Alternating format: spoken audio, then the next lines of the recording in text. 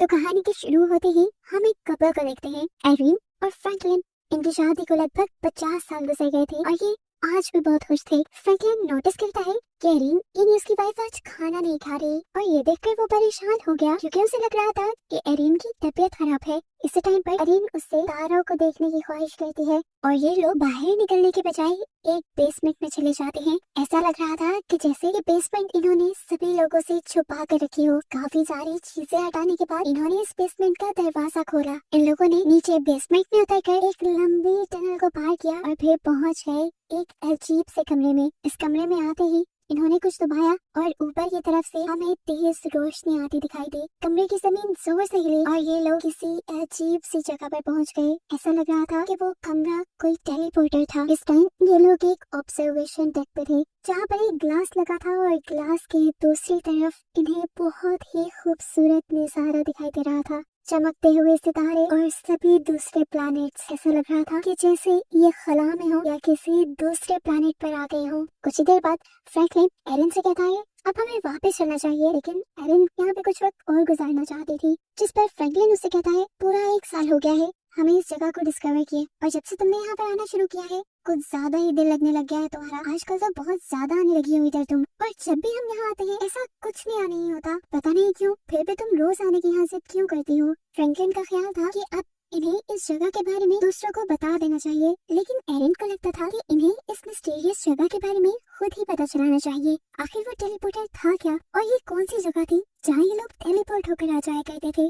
अब उसी टेलीपोर्टर से ये लोग दोबारा अपने बेसमेंट में आ जाते हैं और अपने बैकयार्ड से निकलकर रात के इस वक्त जब ये लोग अपने घर जा रहे थे तो ये इनके नेबर ने भी नोटिस कर लिया। सुबह होने पर फ्रैंकलिन और एरिन अपने रूटीन चेकअप के लिए चले जाते हैं, जबकि उनका नेबर बैरन जो उनके ऊपर नजर रखे हुए था वो अपनी वाइफ से कहता है मुझे लग रहा है ये दोनों कुछ छुपा रही हैं। रात में ये लोग गार्डन में थे, पता नहीं ऐसा क्या है इनके गार्डन में जो हर रोज रात को ये वहाँ चले जाते हैं। बैरन की वाइफ थक चुकी थी अपने हस्बैंड की ऐसी बातों से, कहती है बस भी करो यार, दूसरों पे नजर रखना, कभी अपने घर के बारे में भी सोचा करो। यहाँ पर इन्हीं की बातों से हमें पता चलता है कि बैरन शहर का काउंसिल बनने के लिए एक कैंपेन चला रहा है और उसकी वाइफ ये बात जानती है कि वो ये काम नहीं कर पाएगा, यानी वो काउंसिल नहीं बन पाएगा। अब सीन कट होकर एरिन को हम डॉक्टर के पास देखते हैं जहाँ पर डॉक्टर एरिन से नॉर्मल क्वेश्चनिंग कर रही थी कि आप आजकल डाइट कैसे ले रही हैं, एक्सरसाइज कर रही है या नहीं, और आपकी फिजिकल थेरेपी कैसी जा रही है। डॉक्टर नोटिस करती है कि एरिन इन सबका जवाब देने से अवॉइड कर रही थी। इसका मतलब था कि सब ठीक नहीं है, इसी वजह से उसकी तबीयत और बिगड़ती जा रही है। जिस पर अब डॉक्टर एरिन को सजेस्ट करती है कि आपको एक केयर टेकर रख लेनी चाहिए क्योंकि फ्रैंकलिन अब अकेले आपकी सारी जिम्मेदारी नहीं उठा सकते। जब तक एरिन का चेकअप हो रहा था फ्रैंकलिन अपनी ग्रैंड डॉटर से मिलने गया था जिसका नाम है डेनिस। डेनिस उन दोनों को लेकर बहुत ज्यादा परेशान थी क्योंकि उनके नेबर यानी बैरन ने सोशल मीडिया के जरिए उसे बताया था कि हर रोज रात को ये दोनों कहीं चले जाते हैं। इस टाइम डेनिस उससे कहती है अगर हो सके तो आप लोग वो घर शिफ्ट कर लें, लेकिन इस चीज के लिए भी फ्रैंकलिन नहीं मानता। यहाँ पर एरिन एक केयर होम आती है अपनी पुरानी फ्रेंड से मिलने के लिए जिसे एमनीजिया था, यानी भूलने की बीमारी थी। एरिन ने अपनी इस दोस्त को टेलीपोर्टर के बारे में बताया था लेकिन वो तो भूल चुकी थी सारे किस्से के बारे में। इसी केयर होम में एरिन को चंद्रा नाम की एक केयर टेकर भी मिलती है। खैर फ्रैंकलिन और एरिन रात में काफी देर से घर पहुँचते हैं और इनकी गैर मौजूदगी में बैरन जो कि इनका नेबर है वो उनके बैकयार्ड में घुस चुका था, ये पता चलाने के लिए कि हर रोज वो ओल्ड कपल वहाँ क्यों जाया करता था। यहाँ पर घर आने के बाद एरिन भी फ्रैंकलिन से कहती है कि अगर मैं मर गई तो तुम फौरन इस घर का सेल कर देना। आज शायद खुद भी एरिन की दिमागी हालत सही नहीं थी, वो आधी रात में उठती है और फ्रैंकलिन के लिए एक लेटर लिखती है जिसके बाद वो अपनी खुफिया बेसमेंट में चली गई। आज उसने फैसला कर ही लिया था कि वो बाहर की दुनिया देखेगी जिसे वो हमेशा ग्लास के पीछे से देखा करती थी। इससे पहले कि वो वहाँ का खुफिया दरवाजा खोलती उसे अपने पीछे टनल के अंदर एक लड़का सिसकता दिखाई देता है। उसकी हालत काफी अजीब हो रही थी। डर गई एरिन उससे पूछती भी है कौन हो तुम, लेकिन ये लड़का कोई जवाब नहीं देता। सुबह का वक्त भी हो चुका था। फ्रैंकलिन एरिन को सारी जगह देख रहा था। जब वो उसे नहीं मिली तो उसने बाहर गार्डन में देखा, वहाँ पर एरिन उसे कांपती कांपती नजर आई। वो डरी हुई लग रही थी। फ्रैंकलिन उठाकर उसे अंदर लेकर आया। अब एरिन ने उसे बताया कि मैंने उस टनल के अंदर एक जिंदा इंसान को देखा है। फ्रैंकलिन को उसकी बात भी यकीन नहीं आ रहा था। वो खुद चेक करने के लिए टनल में गया जहाँ वाकई ही उसे वो लड़का मिल भी गया। फ्रैंकलिन ने जैसे ही उसे हाथ लगाया तो फ्रैंकलिन के हाथ खून से भर गए। फ्रैंकलिन इस लड़की को उठाकर अपने घर में ले आया और यहाँ आकर जब इन दोनों ने लड़की के जख्म की पट्टी करना चाहिए तो इन्हें उसके जिस्म पर कोई जख्म दिखा ही नहीं। फ्रैंकलिन को लगा ये बस एक आम इंसान है और शायद शराब भी है। शराब पीकर छुपने के लिए यहाँ कहीं आ गया होगा। लेकिन एरिन उससे कहती है बिलीव करो ये मुझे ऑब्जर्वेशन डेस्क से ही मिला है। फ्रैंकलिन अब इस आदमी के बारे में पुलिस को इन्फॉर्म करने वाला था, लेकिन तब एरिन उसे रुकती है और कहती है सुनो, हो सकता है कि इस अजनबी का ताल्लुक उसी मिस्ट्री से हो, उसी टेलीपोर्टर से हो जो हमें टेलीपोर्ट करके एक दूसरी दुनिया में ले जाता है। हमें पुलिस को इसके बारे में नहीं बताना चाहिए, इसीलिए ये दोनों अब इस आदमी को उठाकर ऊपर एक कमरे में ले जाते हैं। इतनी देर में पुलिस भी आ जाती है क्योंकि फ्रैंकलिन तो पुलिस को पहले ही रिपोर्ट कर चुका था। अब पुलिस के आने पर फ्रैंकलिन बहाना लगाता है कि वो आदमी भाग गया, लेकिन ऑफिसर तो फिर भी घर की तलाशी लेना चाहता था। तब एरिन उसे अकेले में ले जाकर बताती है कि फ्रैंकलिन को दिमागी बीमारी है, उसे आजकल खुद ब खुद फजूल चीजें नजर आने लगी हैं, शायद इसलिए उसने आपको कंप्लेन कर दी होगी। वैसे हमारे घर पे कोई भी नहीं आया। और ये बात सुनने के बाद पुलिस ऑफिसर वहाँ से चला जाता है। इस सब के बाद सीन यहाँ से कट होता है और अब एक नए शहर के अंदर हम दो नए कैरेक्टर्स से मिलते हैं, एस्टेला और उसकी बेटी टॉनी। टॉनी अपने मॉम के साथ खाना खाने के बाद रूम में जाने के बजाय घर से बाहर चली जाती है, क्योंकि बाहर उससे मिलने के लिए उसका क्लास फेलो आने वाला था। जो लोग भी इनके घर के पास बने ही एक बैकयार्ड में जाते हैं जो एक चर्च से कम नहीं लग रहा था। यहाँ पर टॉनी इस लड़के के करीब आने की कोशिश करती है, लेकिन ये लड़का टॉनी को दूर करके उससे कहता है मैं यहाँ तुमसे मिलने नहीं आया, असल में मुझे पता चला है कि तुम्हारे ग्रैंडपा किसी कल्ट का हिस्सा थे और मैं तो बस इसी चीज की इन्वेस्टिगेशन करने आया था। ये सुनकर टॉनी का दिल टूट गया और इतने में ही टॉनी की मॉम भी यहाँ आ गई, जो डांटते हुए इन सबको यहाँ से भगा देती है और फिर चुपके से एक अजीब से कमरे में जाती है, बिल्कुल ऐसे ही टेलीपोर्टर में जैसा हमने फ्रैंकलिन के घर पे भी देखा है। यहाँ गई वो एक टाइल नुमा चीज निकालती है और देखती है कि उसमें घूमता हुआ और वहीं पे सलामत है कि नहीं, और ये देखने के बाद वो वहाँ से चली गई। अगली सुबह उठने पर एस्टेला को टोनी घर पर नहीं मिली। वो घबरा कर उसे ढूंढने के लिए निकली तो उसे पता चला कि टोनी तो घर से भागने की कोशिश कर रही थी। वो उसे बहुत मुश्किलों से मनाकर एक कैफे पे ले गई, जहाँ पर टोनी ने एस्टेला को बताया कि वो थक चुकी है इस बोर जिंदगी से, ना वो यहाँ पर दोस्त बना सकती है, ना ही उसकी मॉम ने उसे कहीं जाने की परमिशन दी हुई है। वो अपनी जिंदगी को एंजॉय करना चाहती है। इसके जवाब में एस्टेला कहती है मैं जानती हूँ ये सब करना काफी मुश्किल है, लोगों से दूर रहना, अपने अपने में रहना, ऐसे काम करना भी बहुत मुश्किल हो जाता है, लेकिन ये सब हमारी मजबूरी है क्योंकि हमारी पूरी फैमिली एक मिशन पे है, हमें चैपल की हिफाजत करनी है। पहले तुम्हारे ग्रैंडपा ये काम करते थे, अब मैं करती हूँ और वक्त आने पे ये तुम्हें भी करना पड़ेगा। अभी वो यही बात कर रही थी कि उसके मोबाइल पर एक अलर्ट आया कि उसके चैपल में कोई घुस आया है। तेजी में ये लोग घर पहुंचे तो चैपल का दरवाजा भी खुला हुआ था, लेकिन वहाँ कोई नहीं था। एस्टेला अब हाथ में गन पकड़े घर की तरफ पड़ी, क्योंकि जो कोई भी था वो अब तक घर में घुस चुका होगा। वहाँ जाने पर उसे पता चलता है ये तो कॉर्नेलियस था, उनका ही जानने वाला जो चैपल के बारे में भी सारी हकीकत जानता था। वो यहाँ आकर एस्टेला से पहला सवाल यही कहता है कि क्या तुम टोनी को ट्रेन कर भी रही हो कि नहीं। यहाँ पर हम देखते हैं कि एरिन और फ्रैंकलिन को उस अनजान आदमी के पास से जो बैग मिला था, ये लोग उसकी तलाशी ले रहे थे, जिसमें कुछ गोल्ड कॉइन्स, एक टैबलेट की तरह की कोई चीज और एक बुक थी। बुक के अंदर एक फोटो भी थी जिसके नीचे गैब्रियल लिखा हुआ था। यही काम करते हुए उन्हें उस अनजान आदमी के कमरे से आवाजें आने लगती हैं। वो देखते हैं कि ये लड़का यहाँ से भागने की कोशिश कर रहा था, लेकिन जब एरिन ने उसे टच किया और उसे महसूस हुआ कि उस लड़के को बुखार है, तो वो उसे दोबारा बेड पर लिटा देती है। एरिन अब उसके लिए फ्रैंकलिन से कहकर दवाई भी मंगवाती है, लेकिन फार्मास्यूटिकल कंपनीज उन्हें कोई मेडिसिन नहीं देती क्योंकि उनके पास प्रिस्क्रिप्शन नहीं थी। इसीलिए एरिन ने अब उसके लिए एक खास किस्म का कहवा बनाया था। फार्मा के बाहर फ्रैंकलिन को बायरन भी मिलता है, जो अपनी कैंपेन के लिए फ्रैंकलिन से कमेंट्स मांग रहा था, लेकिन फ्रैंकलिन बहुत ही बेहिसी से उसे कह देता है मुझे तुम पसंद नहीं हो और ना ही मैं तुम्हारे बारे में कोई कमेंट करने वाला हूँ। बायरन भी बेशरम था, इतनी बेइज्जती करवाने के बाद वो अपने लिए खुद ही अच्छे कमेंट्स लिख लेता है फ्रैंकलिन की तरफ से। इसके बाद जब बायरन घर पहुंचा तो उसकी वाइफ ने बताया कि सुबह भी फ्रैंकलिन के घर पुलिस आई थी। ये सुनकर वो भी हैरान हो गया और फाइनली हमें दिखाया जाता है कि एरिन के पास उस अजनबी लड़के को होश आ गया था। एरिन जब उससे सवाल करती है तो वो लड़का बताता है मेरा नाम जूड है, मैं कहाँ से आया हूँ, यहाँ तक कैसे पहुँचा मुझे कुछ याद नहीं, याद है तो कुछ माउंटेन्स और बारिश, उन पहाड़ियों से शायद मैं गिर गया था और जब मुझे होश आया तो मैं यहाँ आप लोगों के पास था। ये सब सुनने के बाद एरिन उसे खाना देती है और फ्रैंकलिन के कहने पर उसका कमरा लॉक कर देती है। रात में वो लड़का चूट उठा और उसने बड़े ही तरीके से अपने कमरे का लॉक खोल लिया। चुपके से वो किचन में जाकर एक नाइफ लेता है और उसे छुपाकर वॉशरूम में ले आता है। यहाँ पर उसने छुरी की मदद से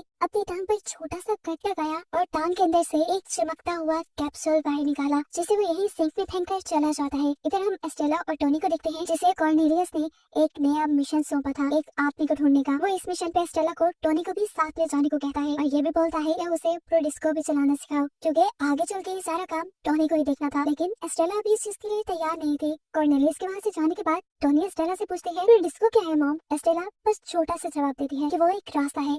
साथ ही उसने टोनी से ये भी कहा चलो बैग पैक करो, हम एक ट्रिप पर जा रहे हैं। पैकिंग करने के बाद ये लोग एयरपोर्ट जाने के बजाय एक सीक्रेट कॉरिडोर में चले गए, जहाँ दीवार के टाइल के अंदर एक हिडन पैनल भी था। यहाँ पर स्टेला एक स्पेसिफिक एरिया चूज करती है और ये लोग चंद ही सेकंड में उस जगह टेलीपोर्ट भी हो जाते हैं। इन सारी चीजों से टोनी बहुत ज्यादा हैरान थी। लेकिन खैर दूसरी तरफ हमें फ्रैंकलिन की कहानी दिखाई जा रही है, जो एंटीक शॉप पर गया है जूट के बैग से निकले हुए गोल्ड कॉइन्स को बेचने के लिए। यहाँ का ऑनर बताता है कि ये स्पेनिश डबलून्स है जो 17वीं सदी के अंदर पाए जाते थे। इन्हें आज कोई खरीदना चाहेगा भी या नहीं वो ये नहीं बता सकता। घर आने पर एरिन और फ्रैंकलिन देखते हैं कि उनके घर की लाइट्स बुरी तरह फ्लिकर कर रही थी। उन्हें लगा कि इस सब के पीछे जूट होगा, लेकिन जूट तो अपने कमरे में था। ये लोग अब जूट को बाहर घुमाने फिराने का फैसला करते हैं, लेकिन कार का सफर करते ही जूट को वॉमिटिंग होना शुरू हो गई। इन सारी अजीबोगरीब चीजों से अब फ्रैंकलिन काफी ज्यादा थक गया था। उसने अब फैसला किया कि वो जूट को अपने साथ नहीं रखेगा, इसलिए वो जूट को सुबह सुबह अपनी कार में बिठाकर एक बस स्टेशन ले जाता है और कुछ पैसे देते हुए ऐसे कहता है कि दूर चले जाओ हमारी जिंदगी से। जूट ने यहाँ उसे कोई जवाब नहीं दिया, पैसे पकड़े और कार से निकल गया। इससे पहले कि वो किसी बस में बैठ जाता, फ्रैंकलिन के दिमाग में कोई सोच आई और उसने आवाज देकर जूट को रोक लिया। घर पर हम देखते हैं कि एरिन जूट के ही कमरे की तलाशी ले रही थी, जहाँ उसे एक जार के अंदर एक अजीब चमकता हुआ स्फीयर मिला। वो हैरान थी ये चीज क्या हो सकती है। इसे चेक करने के लिए वो जब सोफे पर बैठकर उस चीज को टेबल पर रखती है तो हैरान कुन तौर पर उसके नीचे से टेबल ही गायब हो जाता है। अभी वो इन्हीं सब चीजों को लेकर हैरान थी कि उसने देखा कि उसके घर उसके ग्रैंड डॉटर डिनीज आ गई है, जिससे जल्दी से वो ये स्फीयर छुपा लेती है। लेकिन फिर भी कितनी चीजें वो छुपाएगी। डिनीज के हाथ लग जाती है जूट की बुक, जिसके अंदर से एक पिक्चर मिली थी। जब इसके बारे में डिनीज एरिन से कोई सवाल करती है तो एरिन बहाना बना देती है, अरे ये बुक मैंने सेकंड हैंड ली थी और जब मैंने ये बुक ली तब इसके अंदर ये तस्वीर पहले से ही थी। इतने में हम देखते हैं कि फ्रैंकलिन और जूट भी घर वापस आ गए थे। डिनीज जब इसके बारे में सवाल करती है, अरे ये लड़का कौन है, तब फ्रैंकलिन बताता है ये हमारा केयर टेकर है। लेकिन डिनीज को इनकी किसी बातों पे फिलहाल एतबार नहीं हो रहा था। ये बात तो वो जान गई थी कि जरूर कुछ न कुछ तो गड़बड़ है, इसलिए खाना खाने के बाद वो अपने शहर वापस नहीं लौटती, बल्कि अपने ग्रैंडपा के ही टाउन में किसी दोस्त के घर रुक जाती है, ताकि सुबह होने पर वो सभी ऊटपटांग चीजों पर उनकी नजर रख सके। जबकि यहाँ एरिन, फ्रैंकलिन और जूट बातें कर रहे थे, जहाँ एरिन जूट को बताती है कि उसका बेटा भी था जिसने खुदकुशी कर ली जब उसकी बेटी डिनीज सिर्फ 5 साल की थी। ये बताते हुए एरिन थोड़ा उदास हुई थी। उसकी उदासी को कम करने के लिए जूट अब उसे बताता है कि बुक में जो आपको गैब्रियल नाम के बंदे की पिक्चर मिली है, असल में वो मेरे डैड है और वो मुझे तब छोड़ गए थे जब मैं बहुत छोटा था। जूट को लगता है कि उसे यहाँ पर स्पेशली भेजा गया है अपने डैड को ढूंढने के लिए। एरिन कहती है अगर ऐसी ही बात है तो मैं उसे ढूंढने में तुम्हारी मदद जरूर करूंगी। यहाँ बाथरूम में दिखाया जाता है कि फ्रैंकलिन को उनसे सनी हुई वही छुरी नजर आई जिससे जूट ने अपनी टांग पे कट लगाया हुआ था। साथ ही उसे सिल्क में वो कैप्सूल भी नजर आ गया। उसने जब टैप ऑन की हुई थी तब वो कैप्सूल और उसमें से निकली हुई चीजें ऐसे जगमगाने लगी थी जैसे वो स्टार्स हो। वो इन सारी चीजों को देखना चाहता था, इसलिए वो टैप बंद करता है, लेकिन अनफॉर्चुनेटली वो सारी चीजें भी यानी वो ग्लोइंग ऑब्जेक्ट्स भी पानी के साथ बहकर चले जाते हैं और वो कुछ देख नहीं पाता। यहाँ पर अब बायरन अपने कैंपेन्स के पोस्टर्स लगा रहा था, लेकिन तभी उसे कमेटी से कॉल मिलती है और उसे एक बुरी खबर ये दी जाती है कि वो अब अपनी कैंपेन को आगे रन नहीं कर सकता, क्योंकि उसके कैंपेन पेपर्स पे बहुत से लोगों के फेक सिग्नेचर्स मिले हैं। और ये तो हमने देखा भी था, जैसे फ्रैंकलिन के सिग्नेचर्स ने खुद कर दिए थे। अब चलाने को कैंपेन तो थी नहीं बैरन के पास, उसने सोचा तो कुछ और ही कर लिया जाए। कुछ और क्या करना था। फ्रैंकलिन के घर के बारे में तो हमेशा से उसे सस्पेंस रहता था, इसीलिए चला गया वो फ्रैंकलिन के शेड में, जहाँ उसे फाइनली वो सीक्रेट डोर भी मिल गया जिसके अंदर वो सीक्रेट टनल और टेलीपोर्टर था। जो टेलीपोर्टर बैरन ने भी देख लिया, लेकिन अभी इसकी सच्चाई उसे नहीं पता। सुबह होने पर यहाँ पे जूड वही ग्लोइंग स्फीयर लेकर गार्डन में आ जाता है जो ग्लोइंग स्फीयर एरिन को मिला था। गार्डन में ग्राहक होते हुए वो जब इसे छुपा रहा था तो तब बैरन ने भी उसे देख लिया। अब जो पहले ही शक में रहता था वो जूड से हजारों सवाल करने लग गया। जूड भी उसकी ज्यादा चीजों का जवाब नहीं देता और उसे कहता है कि मैं फ्रैंकलिन का केयर टेकर हूँ। यहाँ देखने को मिलता है कि फ्रैंकलिन जूड का कॉफी मग लेकर पुलिस स्टेशन आया है, क्योंकि उसने जो कुछ बाथरूम में देखा था उसके बाद उसे जूड पे शक होने लगा था। वो एक नॉर्मल इंसान उसे नहीं लगता था। वो ये सारी बातें पुलिस ऑफिसर को बताता है और उनसे रिक्वेस्ट करता है कि आप इसके फिंगरप्रिंट्स का पता चलाएं। देखिए, इस सबके पीछे जरूर कोई सीक्रेट छुपा है। लेकिन पुलिस ऑफिसर भी उसकी बात सुनकर हंसने लग जाते हैं और कहते हैं, एरिन तुम्हारे बारे में सही कह रही थी, तुम्हें सच में उठपटांग के ख्याल आने लगे हैं, तुम्हें अपनी सेहत का ख्याल रखना चाहिए। जबकि यहाँ दूसरी तरफ एरिन और जूड गए थे एक लाइब्रेरी गैब्रियल का पता चलाने के लिए। वो गैब्रियल की फोटो लाइब्रेरियन को देते हैं और उससे कहते हैं कि क्या आप ऑनलाइन इस आदमी को ढूंढकर पता चलाने में हमारी मदद करेंगी। लाइब्रेरियन भी इनकी मदद करती है और उसे एक पुराने न्यूज़पेपर के जरिए पता चलता है कि जूड के फादर को काफी सालों पहले किसी जुर्म में अरेस्ट कर लिया गया था और अब उन्हें एमनीसिया भी है, यानी भूलने की बीमारी भी है। यानी जूड अपने बारे में अपने फादर से भी पता नहीं चला सकता था कि वो कौन है, कहाँ से आया है और यहाँ क्यों है। अब सब लोग घर पर वापस आ जाते हैं। यहाँ पर फ्रैंकलिन और एरिन की लड़ाई होने लगी है क्योंकि एरिन ने पुलिस से फ्रैंकलिन के बारे में झूठ बोला था कि वो पागल हो गया है। लेकिन एरिन इस सब का कोई जवाब नहीं देती। तब फ्रैंकलिन कहता है, देखो एरिन, समझने की कोशिश करो, वो इंसान कभी हमारे बेटे की जगह नहीं ले सकता, हमारा बेटा मर चुका है। लेकिन एरिन उसकी किसी बात को सुनने को तैयार नहीं थी। उस समय फ्रैंकलिन अपना गुस्सा कंट्रोल करने के लिए काइल हिल लॉन्ग ड्राइव पे निकल जाता है, जहाँ रास्ते में उसने जाते हुए देखा कि बायरन यानी उसका नेबर अपने सारे कैंपेन साइंस जला रहा था। फाइनली अब हम दोबारा देख पाते हैं एस्टेला और निक को, जो यूएस के अंदर एक खास आदमी के पास गए हैं। वो आदमी इनके दिए गए खास कोड को सर्च करके इन्हें एक स्पेसिफिक एरिया बताता है जहाँ पर इन्हें वो इंसान मिल सकता था जिसकी इन्हें तलाश थी। लेकिन इतने बड़े शहर के अंदर एक इंसान को ढूंढना बिल्कुल आसान नहीं था। इसीलिए ये लड़का जो अभी इनकी मदद कर रहा था वो भी अपनी एक खास वैन के जरिए इनके साथ जाने का डिसाइड करता है, क्योंकि अपनी वैन के जरिए वो उस इंसान को ट्रैक कर सकता था।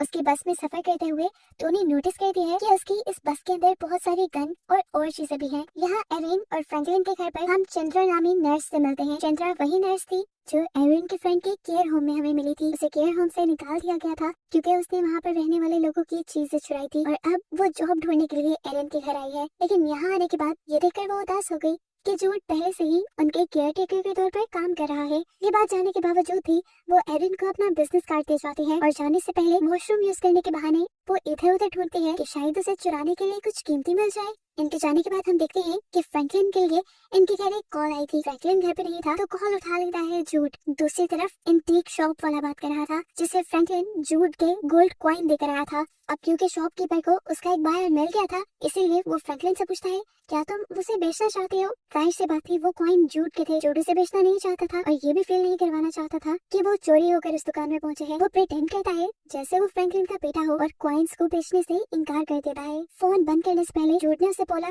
क्या मुझे बायर का नंबर मिल सकता है? उसे लग रहा था कि वो कॉइन्स खरीदने वाले जरूर उसके डैड हो सकते हैं, लेकिन जब वो बायर के नंबर पे कॉल करता है तो उसे बताया जाता है कि उसने रॉन्ग नंबर पे कॉल किया है क्योंकि वहाँ कोई गैब्रियल रहता ही नहीं। इनकी बातों के दौरान हम नोटिस करते हैं कि ये लोग लैटिन में बात कर रहे हैं और कुछ बातें तो ऐसी भी हैं जो ऑस्ट्रेलिया और कॉर्नेलियस के दरमियान भी हुई थी। फिर फोन कट जाता है और रात भी हो जाती है। रात होने पर जब जूड अपना टैबलेट पूरे घर में तलाश करता है तो वो उसे कहीं नहीं मिल रहा था और तब उसे लगा कि जरूर चंद्रा ही उसे चोरी करके ले गई होगी। इसीलिए वो एरिन से चंद्रा का बिजनेस कार्ड लिए उसे ढूंढने के लिए निकल जाता है। अब क्योंकि रास्ते से यहाँ के पता नहीं थे, चंद्रा को तो ढूंढ नहीं पाया, लेकिन एक बार में चला गया जहाँ पर डिनीस भी थी। यहाँ डिनीस के साथ वो काफी एंजॉय करता है और थोड़ी ही देर में शहर के रंग में बिठल जाता है। फाइनली अब तो उसने स्टेज पे परफॉर्म करने का भी डिसाइड कर लिया था। वो जब लैटिन में एक स्लो सॉन्ग गाता है तो सारे एकदम उसे देखने लग जाते हैं। किसी को समझ नहीं आ रहा था वो गा क्या रहा है, लेकिन वो बहुत खूबसूरत गा रहा था जिसे सब एंजॉय कर रहे थे। और फिर गाना खत्म करने के बाद जब उसने सबको देखा तो उसे अपना आप बहुत वियर्ड लगने लगा,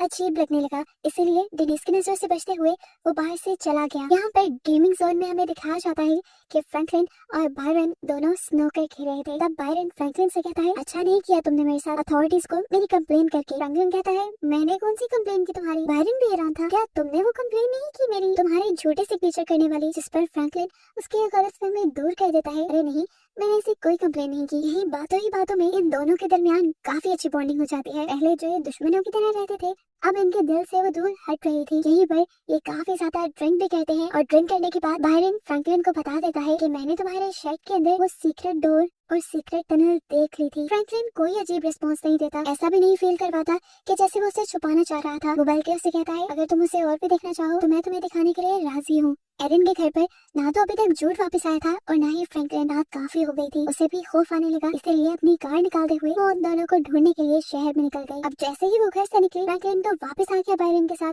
और उसको घर पे ना देखते हुए वो बायरन को ले गया शेड के अंदर, जहाँ पे वो टेलीपोर्टर था। टेलीपोर्टर में जाने के बाद वहाँ पहले तो कुछ भी नहीं हुआ, जिससे बायरन को लगने लगा किसी पागल या संगी इंसान ने अपने एंजॉयमेंट के लिए सब बनाया होगा। दूसरी तरफ जूड, जो कि इस टाइम खाली रोड पे चल रहा था, एकदम से उसके पीछे पुलिस की कार आ गई। पुलिस उसे अरेस्ट नहीं करने आई थी, लेकिन पता नहीं क्यों उसे ऐसे लगा कि पुलिस उसके पीछे है, इसीलिए उसने भागना शुरू कर दिया। और पुलिस को भी गलतफहमी हुई कि जूड कुछ गलत करके भाग रहा है, इसीलिए पुलिस उसे अरेस्ट कर लेती है। जिस टाइम पुलिस उसे अरेस्ट कर रही थी, एरन भी अपनी कार लेकर वहाँ आ गई। अब पुलिस क्योंकि उसे पुलिस स्टेशन ले गई थी, इसलिए एरन भी जूड के पीछे पीछे पुलिस स्टेशन आ गई। पुलिस बताती है कि जूड हमसे डरकर भाग रहा था, इसीलिए हमने उसे अरेस्ट किया। वो क्यों भाग रहा था, इसी चीज की एक्सप्लेनेशन एरन भी जूड से मांगती है। तो तब एरन बताता है कि मेरी पूरी जिंदगी एक बंद कंपाउंड के अंदर गुजरी है, जहाँ पे मुझे एक मिस्टीरियस दरवाजे की रखवाली करनी थी, जो कहाँ खुलता था कहाँ जाता था मुझे कुछ पता नहीं था। वो किस लिए थे, उन्हें किसने बनाया था, ये तक कोई नहीं जानता था। वो बहुत पुराने थे। जूड बताता है कि आप लोगों को भी उस टेलीपोर्टर से जो प्लैनेट नजर आता है वो सिर्फ एक वेस्टलैंड है,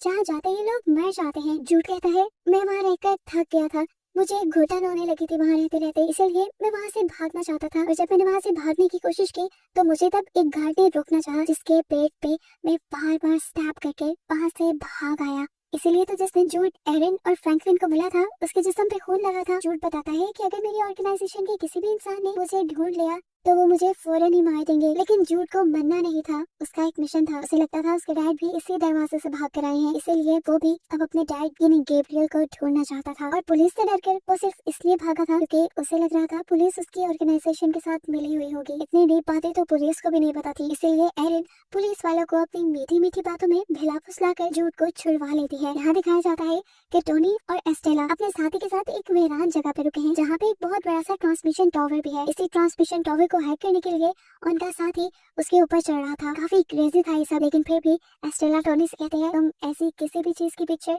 सोशल मीडिया पर अपलोड नहीं करोगी। अभी एस्टेला के साथी ने अपना काम यहाँ पे पूरा किया नहीं था कि यूटिलिटी वर्कर यहाँ आ गया, जिसने उन दोनों को देख लिया। ऐसे में उनका कोई भी जो सीक्रेट था वो रिवील हो सकता था, इसीलिए एस्टेला बड़ी ही आसानी से उसको बेहोश करके बांध के अपनी कार में डाल देती है। इसके बाद निक यानी एस्टेला के साथी का काम पूरा होने के बाद ये लोग अपना सफर दोबारा शुरू कर देते हैं। थोड़ी ही दूर जाने पर एस्टेला ने निक को यानी अपने साथी को रास्ता बदलने को कहा। उसे समझ नहीं आई, लेकिन एस्टेला ने जंगल के पास गाड़ी रुकवा दी और गाड़ी से उतरकर दरख्तों के अंदर की तरफ चलने लगी। यहाँ चलते हुए उसे बहुत कुछ याद आ रहा था। फ्लैशबैक में दिखाया जाता है कि एस्टेला यहाँ पर अपने फादर के साथ आ चुकी है, पहले किसी मिशन के लिए, जहाँ मिशन में उसे तो सिर्फ रेडार को कंट्रोल करने का काम दिया गया था, लेकिन वो डरते हुए गाड़ी से बाहर भी निकल आई थी और उसने इन्हीं जंगलों में अपने डैड का पीछा किया था, जो एक लड़की के साथ जबरदस्ती कर रहे थे, उसे अपने साथ ले जाने की कोशिश कर रहे थे। लेकिन जब वो लड़की उनकी बात नहीं मानती तो एस्टेला के डैड उसे शूट कर देते हैं, जिसके बाद एस्टेला उनकी मदद करती है उस लड़की को वापस उसकी गाड़ी में डालने पे, और ये दोनों मिलकर उस कार को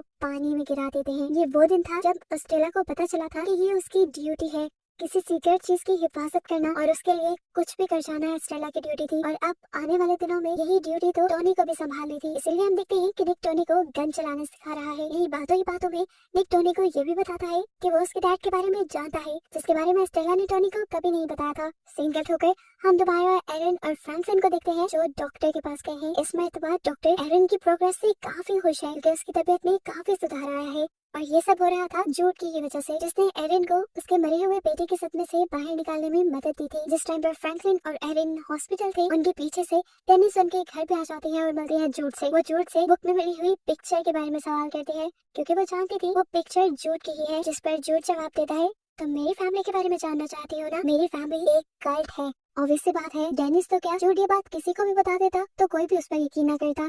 घर आने पर फ्रैंकलिन बेरिन को एक कैमरा देकर आता है। इस कैमरा के अंदर उस टाइम की फोटोज थी जब ये लोग टेलीपोर्टर के जरिए किसी दूसरी जगह गए थे। उसे कहता है नहीं था ना तुम्हें मेरी बात पे यकीन, इन पिक्चर्स को डेवलप करो और सारी सच्चाई देख लो। इसके बाद एरिन और जूड जाते हैं चंद्रा के घर, क्योंकि जूड को लग रहा था कि चंद्रा ने ही जरूर उसका टैबलेट चुराया है। एरिन यहाँ पर उसे बातों में लगाती है और जूड को मौका मिल जाता है उसके घर की तलाशी लेने का, जहाँ उसे अपने टैबलेट के साथ साथ एक नेकलेस भी मिलता है, जिसके अंदर वैसे ही डिवाइस लगी हुई थी, जो डिवाइस जूड ने अपनी टांग से निकाली थी। और उसने जिस बातें होकर चंद्रा से पूछा बताओ किसका है ये, यहाँ पर इन लोगों को ये भी पता चल गया था कि चंद्रा ने अपने पेशेंट से बहुत सारी चीजें चुराई थी। एरिन चंद्रा से कहती है देखो मैं इस बात को सीक्रेट रखूंगी किसी को नहीं बताऊंगी कि तुमने चोरियां की है, अगर तुम ये बता दो कि तुम्हें ये नेकलेस कहाँ से मिला है और ये नेकलेस किसका है। लेकिन चंद्रा यहाँ पर उसे कोई जवाब नहीं देती, इसीलिए जूड और एरिन वहाँ से चले जाते हैं और जूड गाड़ी में बैठकर एरिन को बताता है ये कैप्सूल एक तरह का ट्रैकर है जो हमारे अंदर लगाया जाता है, इसीलिए मैंने इस ट्रैकर को निकाल दिया था, जबकि वो टैबलेट वो एक की है उस खास दरवाजे की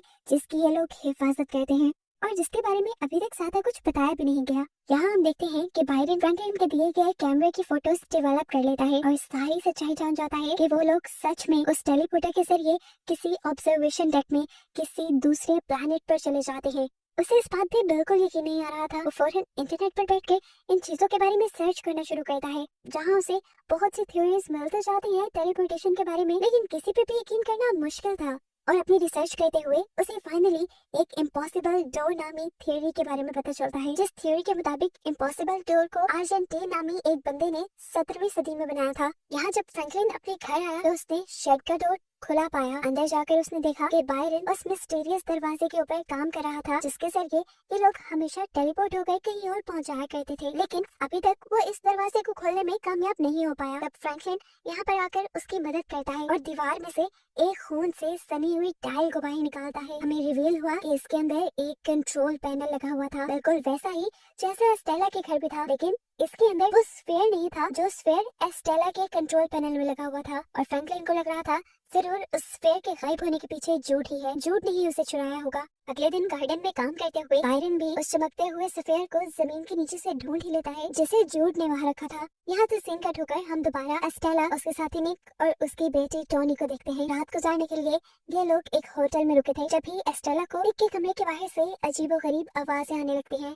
दरवाजा खोलकर वो जैसे ही अंदर गई तो उसने देखा कि निक उनके उस ग्लोइंग स्फेयर के साथ खेल रहा था और उससे अजीबोगरीब मैजिक ट्रिक्स दिखाकर एक लड़की को इम्प्रेस करने की कोशिश कर रहा था। वहाँ जाते ही वो लड़की को पैसे देकर यहाँ से भगा देती है और वो स्फेयर अपने पास रखकर निक से बोलती है, पता है ना तुम्हारी जैसी शरारतों की वजह से तुम्हारा भाई मारा गया था। इन सबके जवाब में निक उससे बदतमीजी करता है, यहाँ तक कि सुबह भी जब वो एस्टेला को धमकी देता है कि वो निक को उसके डैड के बारे में बता देगा, तो एस्टेला उसका मुंह टेबल पर मारकर उसकी वैन लेकर वहाँ से भाग जाती है। अब रास्ते में एस्टेला टोनी को बताती है असल में ये लोग जो साथ में को ढूंढ रहे हैं वो एक ही ऑर्गेनाइजेशन का एक हिस्सा है, लेकिन अब उन्हें ढूंढने के लिए आगे जाना कहाँ था ये तो निक ही बात जानता था। तो टोनी अब एस्टेला को आइडिया देती है निक का काम हम खुद भी कर सकते हैं। निक की मशीन को यूज करते हुए सीन कट होकर हम जूड को देखते हैं जो डेविस के साथ एक आदमी के पास आया था, क्योंकि ये चंद्रा का बताया हुआ ओल्ड मैन था जिससे उसने वो ट्रैकर वाला कैप्सूल लॉकेट चुराया था। जूड को लगता था कि वो नेकलेस उसके डैड का होगा और जरूर वो इस नेकलेस की मदद से अपने डैड का पता चलवा लेगा, लेकिन उस आदमी के घर जाकर तो पता चला कि वो लॉकेट उस आदमी के भी डैड का था जो कि एक ट्रक ड्राइवर थे। एक दिन ट्रक चलाते हुए किसी अनजान आदमी ने उनसे मदद मांगी, उन्होंने लिफ्ट भी दे दी और फिर उस अनजान आदमी ने अपने टांग को काट कर उसके अंदर से ये कैप्सूल निकाल कर इस ट्रक में छोड़ दिया और फिर वो भाग गया। ये सुनकर जूड की सारी उम्मीदें खत्म हो गई थी। अब वो अपने डैड गैब्रियल को कैसे ढूंढेगा, क्योंकि ट्रैकर तो वो एक अनजान ट्रक में उतार कर छोड़ गए थे। घर पर फ्रैंकलिन को बायरन एक स्फेयर दिखाता है, ये वही स्फेयर था जो उस कंट्रोल पैनल के अंदर रखना था। बायरन तो बहुत एक्साइटेड था इसे ट्राई करने के लिए, लेकिन फ्रैंकलिन नहीं। फ्रैंकलिन उससे कहता है तुम अकेले ही इसे ट्राई कर लो, इसलिए बायरन खुद ही शेड के अंदर चला जाता है वो स्फेयर उस कंट्रोल पैनल में डालने के लिए, लेकिन स्फेयर को कंट्रोल पैनल में डालने के बाद भी वहाँ कुछ नहीं होता। यहाँ पुलिस स्टेशन में जूड की काफी सारी इलीगल एक्टिविटीज की पुलिस को रिपोर्ट मिली थी। हालांकि हम जब से जूड को देख रहे हैं तब से तो उसने ऐसा कोई गलत काम नहीं किया। अब पुलिस ऑफिसर एरन के घर जाते हैं जूड को अरेस्ट करने के लिए। एरन भी ये सब देखकर हैरान थी। जूड को बचाने के लिए वो ऑफिसर से झूठ बोल देती है कि कल रात उसने शराब पी थी, इस वजह से मैंने उसे जॉब से निकाल दिया। पुलिस ऑफिसर के जाते ही यहाँ पर जूड और डेनिस आ जाते हैं। यहाँ पर जूड एरन को बताता है कि मुझे सालों पहले की अपने डैड की एक लोकेशन पता चली है, हो भी सकता है कि मेरे डैड मुझे मिल जाए। यहाँ पर एरन अब उसे ये भी बताती है कि तुम्हें ढूंढते हुए पुलिस ऑफिसर्स भी आए थे जो कि तुम्हारे खिलाफ बहुत सी क्रिमिनल एक्टिविटीज रिपोर्ट की गई हैं, जिन्हें देखकर जूड हैरान हो जाता है और एरन को बताता है कि ये जरूर मेरी ऑर्गेनाइजेशन का काम है, क्योंकि वो मुझे पकड़ना चाहते हैं, वो चाहे पुलिस के जरिए हो या किसी भी और जरिए। ये सब बताने के बाद जूड अब डेनिस और एरन के साथ अपने डैड की तलाश में चला जाता है, जबकि घर पर फ्रैंकलिन को एक कॉल आती है उन्हीं सिक्कों को खरीदने के बारे में जो जूड के चुरा कर वो एक इंटेक शॉप पे ले गया था। इस मर्तबा उन कॉइन्स को खरीदने के लिए एक बायर आया था जो पोटेंशियली उसे खरीदना भी चाहता था और ये भी जानना चाहता था कि आखिर इतने रेयर कॉइन्स फ्रैंकलिन को मिले कहाँ से। इस चीज का जवाब तो फ्रैंकलिन के पास था नहीं, इसलिए नर्वस होकर उसने फोन काट दिया। ठीक इसी टाइम पर बायरन भी उसे बुलाने के लिए आ गया क्योंकि वो उसे बताना चाहता था उसने टेलीपोर्टर के साथ एक जनरेटर लगा दिया था। वो ऑर्ब उस दिन इसलिए नहीं चला था क्योंकि उसके अंदर पावर कम थी। जैसे ही वो इस ऑर्ब को जनरेटर से एनर्जी देता है, एकदम से एक बहुत बड़ी शॉकवेव पूरे एरिया से गुजरती है। हर जगह की लाइट्स फ्लिकर करने लग जाती हैं, कुत्ते भी भौंकना शुरू हो जाते हैं, कार के अलार्म भी बजने लगे। यहाँ तक कि एस्टेला और टॉनी जिस ट्रक के अंदर थे उस ट्रक में भी ये शॉकवेव फील की गई थी। फिर यहाँ दिखाया जाता है कि फाइनली अब उस टेलीपोर्टर के जरिए फ्रैंकलिन और बायरन उस ऑब्जर्वेशन डेक के अंदर पहुंच चुके हैं जहाँ पर फ्रैंकलिन और एरिन कई मर्तबा आए हैं। बायरन ये सब अपनी आंखों से देखकर हैरान था। सामने का नजारा बहुत खूबसूरत था। फ्रैंकलिन यहाँ बैरन से कहता है कभी भी मेरे अंदर इतनी हिम्मत नहीं आई कि मैं इस ऑब्जर्वेशन डेक से बाहर ही चला जाऊं, लेकिन अब मैंने सोच लिया है कि मैं बाहर जरूर जाऊंगा। मैं पिछले कई सालों से एक स्पेस सूट बनाने की कोशिश कर रहा था, लेकिन मैं उसे आज तक बना नहीं पाया। बायरन से कहता है कोई बात नहीं, अब हम उसे मिलकर कंप्लीट करेंगे। अब इसी स्पेस सूट को कंप्लीट करने के लिए वो एक शॉप पे जाकर कुछ डाइविंग सूट की चीजें लेता है और फिर घर आकर टूल्स लेने लग जाता है। जहाँ पर उसकी वाइफ से उसका झगड़ा भी हो गया क्योंकि काफी दिन से बायरन ना तो घर पे नजर आता था और ना ही वो घर की किसी चीज पे इंटरेस्ट ले रहा था। इनकी इन्हीं बातों के दौरान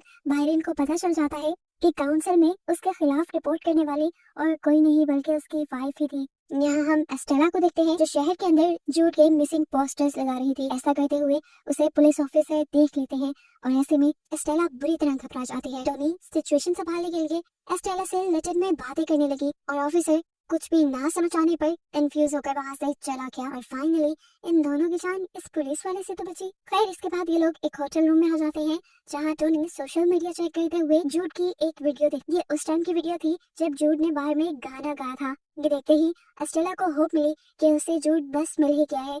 वो अब अकेले इस सारे मामले को इन्वेस्टिगेट करने का फैसला करती है। बार में जाने पर एस्टेला को जूड के बारे में तो पता नहीं चलता, लेकिन जूड के छोड़े हुए एक कार्ड के बारे में जरूर पता चल जाता है जो चंद्रा का था। असल में जब वो चंद्रा को ढूंढने के लिए निकला था तो तब उसका कार्ड वो इसी बार में छोड़ गया था। अब एस्टेला मिलना चाहती है चंद्रा से, ये नहीं उसी नर्स से। जहाँ वो जब नर्स से जूड के बारे में पूछती है तो चंद्रा उसे ये कहकर कोई जवाब नहीं देती कि जब तक तुम मुझे पैसे नहीं दोगी तब तक मैं तुम्हें किसी के बारे में कुछ भी नहीं बताऊंगी। असल में इस वक्त चंद्रा के पास बिल्कुल भी पैसे नहीं थे और उसने सोचा क्यों ना एस्टेला को ये बेवकूफ बना लिया जाए। एस्टेला के पास इस टाइम पैसे नहीं थे, इसीलिए वो होटल वापस आई पैसे लेने के लिए, जहाँ उसे मिल गया कॉर्नेलियस जो उससे अपडेट लेने के लिए आया था कि आखिर वो अपने मिशन पे पहुंची कहाँ तक। एस्टेला भी कॉर्नेलियस को सारी बात बता देती है कि उसे एक वीडियो के जरिए एक बार का पता चला था जहाँ पर जूड था, वहाँ से उसे एक कार्ड मिला है और उस लड़की के घर जाने पर वो लड़की बिना पैसे दिए कुछ बताने को मान ही नहीं रही। अब कॉर्नेलियस उनके साथ जाता है और चंद्रा को कुछ गोल्ड कॉइन्स देता है, लेकिन चंद्रा ये कहते हुए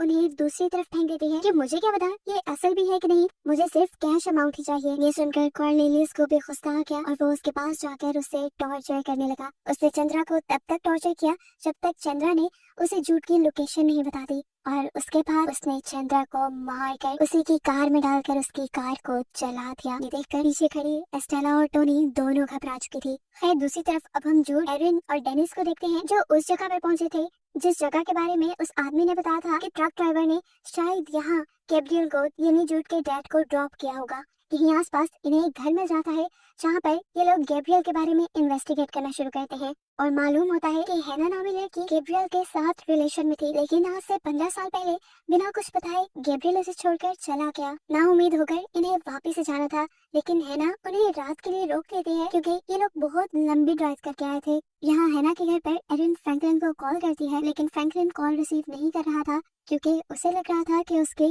और एरिन के रिलेशन के अंदर कुछ न कुछ गड़बड़ हो चुकी है। यहाँ इन सभी लोगों को हैना के घर के इर्द गिर्द अजीबोगरीब आवाजें भी सुनाई दे रही थी, लेकिन हैना ने इन सबको ये कहते हुए तसल्ली दी थी कि जंगल में हवाओं की आवाजें ऐसी ही होती हैं। हालांकि साफ नजर आ रहा था कि हैना कुछ छुपा रही है क्योंकि इन लोगों के सो जाने के बाद हैना एक सीक्रेट कमरे में जाती है जहाँ पर एक आदमी इन सबको अपने खुफिया कैमरा से देख रहा था। अब यही लड़का हैना को बताता है कि एरिन ने अभी जिस नंबर पे कॉल की है वो नंबर उसी आदमी का है जिसने गोल्ड कॉइन्स बेचने थे। और यहाँ हमें इस बात का पता चला कि फ्रैंकलिन के पास बार बार जिस बाहर की कॉल आ रही थी उन कॉइन्स को खरीदने के लिए वो कोई और नहीं बल्कि हैना और उसका साथी थे। यहाँ हम देखते हैं कि जूड गैब्रियल के रूम में ही सोया था, जहाँ पर आज से 15 साल पहले गैब्रियल रहता होगा, और वहाँ पर गैब्रियल के पास वही बुक थी जो आज के टाइम पर जूड के पास भी थी। इस बुक के अंदर बहुत सारे नोट्स बनाए गए थे, बहुत सारी लाइंस को अंडरलाइन किया गया था। सीन कट होकर अब हम फ्रैंकलिन और बायरन को देखते हैं, जहाँ फाइनली बायरन अपना स्पेस सूट कंप्लीट कर चुका है और ये लोग अब उसी टेलीपोर्टर के जरिए ऑब्जर्वेशन डेक के अंदर भी आ गए हैं, जहाँ से दूसरी तरफ जाना इनका बस ख्वाब ही था जिसे अब ये लोग पूरा करने वाले थे। ऑब्जर्वेशन डेक से हर रात ये सितारे देखा करते थे, लेकिन अब दिन का वक्त था। बायरन फ्रैंकलिन को भी अपने साथ बाहर जाने को कहता है, लेकिन फ्रैंकलिन ये कहते हुए मना कर देता है कि काफी सालों से एरिन यहाँ जाने की जिद कर रही थी और ऐसा नहीं हो सकता कि मैं उसके बगैर यहाँ चला जाऊँ। अब इस ऑब्जर्वेशन डेक के बाहर जाने के बाद बायरन बहुत ज्यादा खुश था, बहुत ज्यादा एक्साइटेड था। फ्रैंकलिन रेडियो के जरिए उससे कम्युनिकेट कर रहा था और उससे कह भी रहा था, तुम ज्यादा दूर मत जाना, ये ना हो कि तुम्हें कुछ हो जाए। लेकिन बायरन नहीं सुनता। वो ये कहता है कि मुझे सामने फर्नीचर नजर आ रहा है। ये कहते हुए वो आगे एक पहाड़ी के पीछे गया और फिर लौट के भी नहीं आया, यहाँ तक कि उनके सिग्नल्स भी टूट गए और फ्रैंकलिन बुरी तरह घबरा गया। अब क्या करता वो? घबराया हुआ टेलीपोर्टर में बैठकर घर वापस आ गया, जहाँ उसने देखा कि एरिन और उसकी फैमिली भी वापस आ गई थी। उसके चेहरे पे साफ नजर आ रहा था कि उसके साथ कुछ बुरा हुआ है। लेकिन जब ये लोग फ्रैंकलिन से पूछते हैं कि क्या हुआ, तो फ्रैंकलिन एक एक कर टाल देता है कि मेरी कुछ तबीयत ठीक नहीं। यहाँ हमें देखने को मिलता है कि जूड गैब्रियल की बुक के नोट्स के जरिए अपने टैबलेट और अपने बुक के ऊपर लिखे हुए मैसेज को ट्रांसलेट करने की कोशिश कर रहा है, जबकि यहाँ अब एरिन टेनिस को लेकर टेलीपोर्टर रूम के अंदर आई है, क्योंकि उसे लगने लगा है कि ये सही वक्त है किसी को इस टेलीपोर्टर के बारे में बताने का। इस टेलीपोर्टर के पास लाकर वो टेनिस को बताती है कि तुम्हारे डैड के मरने के बाद ही ये टेलीपोर्टर हमें मिला था और तब से मुझे लगने लगा कि मेरा बेटा इसके साथ कहीं ना कहीं जुड़ा हुआ है, इसलिए मैंने इसके बारे में किसी को नहीं बताया। एरिन उसे ये भी बताती है कि तुम्हारे डैड के मरने के बाद मैं डिप्रेशन में चली गई थी और इस टेलीपोर्टर की मदद से दूसरे प्लेनेट पर जा जाकर ही मैंने अपने गम को कम किया। मैं डिप्रेशन से बाहर निकली। काफी देर तो टेनिस बैठकर यहाँ उसकी बातें सुनती रही, लेकिन फिर उसे गुस्सा आ गया इस बात पर कि उसके ग्रैंड पेरेंट्स ने कितनी सारी सच्चाइयाँ उससे छुपाई थी। शेड के बाहर यहाँ जूड अब उसी ऑर्ब को ढूंढ रहा था जिस ऑर्ब को पहले ही बायरन ढूंढकर उस कंट्रोल पैनल में लगा चुका है। फिर यहाँ दिखाया जाता है कि फ्रैंकलिन दोबारा उसी ऑब्जर्वेशन डेक के अंदर गया। रेडियो के जरिए उसने बायरन को आवाज़ें लगाने की, उसे ढूंढने की कोशिश की, लेकिन बायरन का अभी भी कोई अता पता नहीं चला। घबराकर वो वापस अपनी दुनिया में आ गया और जब वो घर जा रहा था तो तब उसे बायरन की वाइफ मिल गई, जो उसे पूछने लगी कि आपने बायरन को कहीं देखा है। यहाँ घर पर दिखाया जाता है कि जब एरिन और फ्रैंकलिन एक साथ बैठे हुए थे तो तब जूड उनके पास आया और उसने दोनों से उस चमकने वाले सफेयर के बारे में पूछा, जिसके बारे में ये दोनों ही उसे कुछ भी नहीं बताते। तब जूड उन्हें बताता है कि जिसे वो खिलौना समझ रही है वो कोई खिलौना नहीं बल्कि एक बहुत ही ताकतवर ऑर्ब है और वो खतरनाक भी साबित हो सकता है। उसके ये कहने पर इन लोगों को भी पता चल गया कि जूड को काफी सारी हकीकत पता है उन सारी चीजों के बारे में। ये लोग भी जूड से सवाल करने लगते हैं कि उस ऑब्जर्वेशन डेक के पीछे आखिर है क्या। तो जूड उन्हें बताता है कि ऑब्जर्वेशन डेक के पीछे सिर्फ वेस्टलैंड है, जहाँ सारी खराब चीजें जाती है या जहाँ जाने के बाद चीजें मर जाती है। सीन कट होकर फाइनली हम एस्टेला और टोनी को देखते हैं, जो कर्नेलियस के साथ जूड को ढूंढ रहे थे। यहाँ पर कर्नेलियस 2 मिनट के लिए ट्रक रोकता है और ट्रक से बाहर जाता है। जब एस्टेला टोनी को बताती है कि हमें हर हाल में जूड को ढूंढकर मारना होगा, अगर हमने ऐसा ना किया तो हमारी ऑर्गेनाइजेशन तुम्हें मेरे पास से ले जाएगी। इनकी इन्हीं बातों के दौरान दूसरी तरफ कर्नेलियस जब जंगलों में था तब उसे वहाँ पर मरे हुए बर्ड्स नजर आए। इन्हीं बर्ड्स के मरे होने के बाद वो जल्दी से जाकर एस्टेला को बताता है। अब ये लोग बातें ही कर रहे थे कि सामने कार में उन्हें जूड नजर आ गया और इनकी तलाश हो गई खत्म। जूड की कार तो आगे चली गई थी। एस्टेला जूड की कार का पीछा करने लगी, जबकि टोनी और कर्नेलियस दूर से आयरन के घर की इन्वेस्टिगेशन करने लगे। यही बातों में कॉर्नेलियस ने टोनी को बता भी दिया कि तुम्हारे डैड निक के भाई थे, उस आदमी के भाई थे जिसे तुम्हारी मॉम ने मार डाला है, और ये सब खत्म होने के बाद मैं तुम्हें उनसे जरूर मिलवा दूंगा। ये कहने के बाद अब ये लोग अपने मिशन पर निकल जाते हैं। टोनी आगे बढ़कर फ्रैंकलिन से बात करने की कोशिश करती है, इससे पहले कि फ्रैंकलिन उससे पूछता कि तुम हो कौन। कॉर्नेलियस ने पीछे आकर उसे गन पॉइंट पे ले लिया। टोनी का सामने आकर प्यार से बात करना उनकी बस एक चाल ही थी। यहाँ हमें दिखाया जाता है कि जूड और डेनिस जहाँ रुककर बातें कर रहे थे, पीछे से एस्टेला इन दोनों के ऊपर फायर कर देती है और ये दोनों ही एक कार की ओट में छुप जाते हैं। जूड ने डेनिस से कहा, तुम सबसे पहले जाओ अपने ग्रैंड पेरेंट्स के पास और मुझे पीछे मुड़कर न देखना। ये कहने के बाद वो जंगलों के अंदर भाग गया और एस्टेला उसका पीछा करने लगी। डेनीज जब घर पहुंची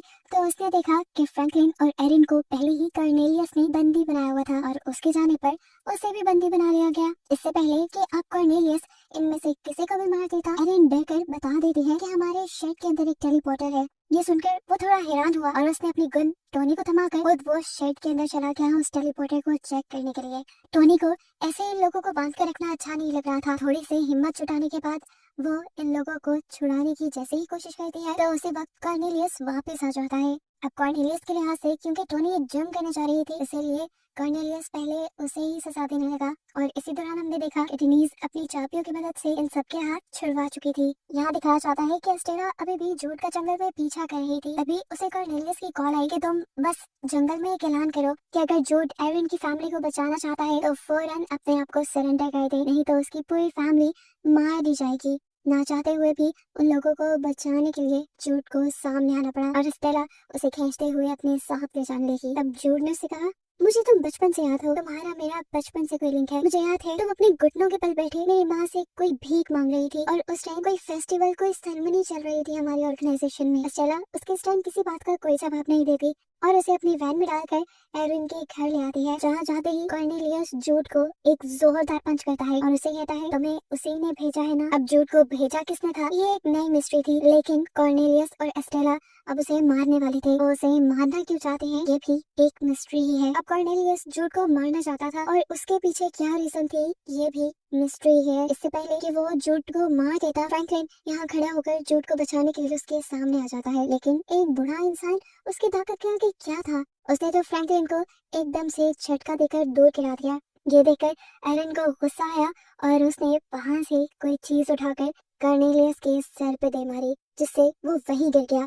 एस्टेला ने उसकी गन संभाली और वो बोली कि अब इसके बाद किसी बेकसूर की मौत नहीं होगी। ये कहने के बाद उसने अपनी टीजर गन से कॉर्नेलियस को बेहोश कर दिया और फिर बांधकर अपनी वैन में डाल दिया। ये काम करने के बाद उसने आयरन और फ्रैंकलिन को बताया था कि वो और टोनी अब लंबे सफर में निकलेंगे, इन्हें अपने टेलीपोर्टर से वापस अपने घर जाना था। यहाँ जूट उससे पूछता है कि तुम अकेले जाओगी, तुम्हें डर नहीं लगेगा, तुम्हारी जान को भी खतरा है। जिस पर एस्टेला कहती है, अब मुझे कोई डर नहीं, क्योंकि किसी भी बुरी घड़ी में ये कॉर्नेलियस से मेरे काम आने वाला है। पर ये लोग अब अपने सफर के लिए निकल जाते हैं। अब ये लोग ड्राइव ही कर रहे थे कि जोर से किसी ने पीछे से इनकी वैन को आकर हिट किया। इन्हें लगा कि नॉर्मली किसी से गलती हो गई थी, लेकिन ऐसा नहीं था, कोई जानबूझकर ये सब कर रहा था। इसी कार ने इस साइड से आकर जब ट्रक को हिट किया तो ट्रक डिसबैलेंस होकर साइड पे ग्राउंड में गिर गया और फिर ट्रक में से निकलकर आदमियों ने एस्टेला और टोनी को बंदी बना लिया। हमें देखने को मिला कि उस कार के अंदर और कोई नहीं बल्कि हैना थे, जिसके घर गैब्रियल भी रहकर आया था और जिसने एरिन और उसकी फैमिली को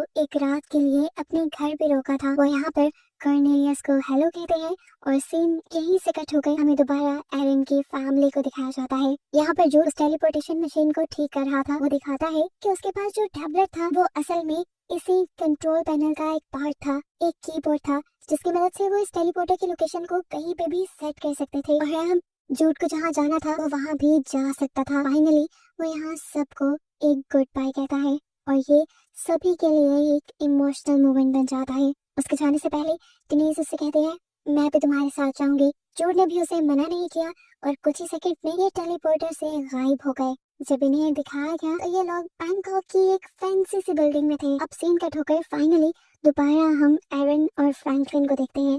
फाइनली एरिन से कन्फेस कर लेता है कि उसने स्पेस सूट बना लिया है, जिसके चलते ये लोग अब उस ऑब्जर्वेशन डेक की दूसरी तरफ जा सकते हैं। ये कहने के बाद वो एरिन को ये सच्चाई भी बता देता है कि वो सूट फ्रैंकलिन और बायरन ने मिलकर बनाया था और बायरन उस जगह पर जाकर गायब हो चुका है। अगर तो वो मर गया है तो हमें उसे वहाँ से वापस लाना होगा, एटलीस्ट आखिरी मर्तबा उसकी वाइफ उसे देख तो ले। यहाँ एरिन फ्रैंकलिन को सपोर्ट करती है और उसे स्पेस सूट पहनाकर ऑब्जर्वेशन डेक से बाहर भेज देती है, जहाँ थोड़ी ही दूर जाने पर फ्रैंकलिन का भी कांटेक्ट उससे खत्म हो जाता है और वो उस पहाड़ी से दूसरी तरफ गायब हो जाता है। असल में पहाड़ी की दूसरी तरफ फ्रैंकलिन देख रहा था कि एक मरा हुआ आदमी वहाँ पड़ा हुआ है। इस आदमी को जूट ने ही मारा था, जूट ने इन्हें बताया भी था। अभी वो यही सब सर्च कर रहा था कि एकदम से उसकी सूट में ऑक्सीजन खत्म होने लगी, उसके लिए सांस लेना मुश्किल हो गया और वो यहीं पर बेहोश हो गया। उसे लग रहा था कि अब वो जिंदा नहीं बचेगा, लेकिन उसी टाइम पर एरिन यहाँ आई। एरिन ने उसका मास्क उतारा और हमें दिखाया गया कि एरिन भी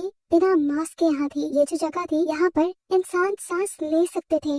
फ्रैंकलिन रिलैक्स हो जाता है और ये दोनों अब इस जगह को एंजॉय करने लगते हैं। और इन्हीं को दिखाते हुए ये सीजन यहाँ खत्म हो जाता है बहुत सारी मिस्ट्रीज के साथ, जैसा कि जिस जगह पर एरिन और फ्रैंकलिन खड़े थे वो जगह कौन सी थी, और आखिर जूड की ऑर्गेनाइजेशन है क्या, और वो लोग करते क्या हैं। आखिर कॉर्नेलियस जूड को पकड़कर मारना क्यों चाहता था और हैना ने कॉर्नेलियस को क्यों पकड़ा था, ये सब बातें पता चलेंगी इसके अगले सीजन में।